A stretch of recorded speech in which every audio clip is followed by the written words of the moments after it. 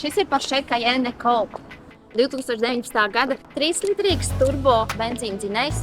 Te ir melnbaltā elegance, jo te ir melna apakšiņa, melna astīte un melns stikla jumts. Ne jau vienkārši melns, bet te ir panorāmas jumts. Vai pamanījāt lieliskos Spider diskus?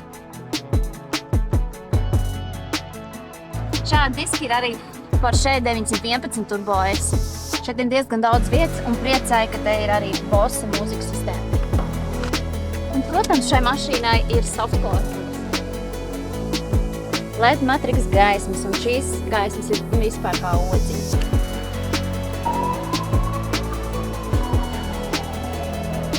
Šīs chromētās pogas nāk papildus aprīkojumā.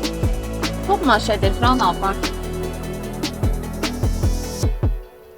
Chronopaketē ietilpst šis pulkstenis un arī šis... Ierakstiet komentārā, kas tas ir. Kā jau sportiskā mašīnā šeit ir chromētas lāpstiņas un stūrs apsilda, kur viņu ieslēdz tikko. Ir patīkami te sēdēt, jo spoguls ir ļoti skaists, dizainisks. Un pats par sevi Porsche Cayenne ir nenormāli skaists.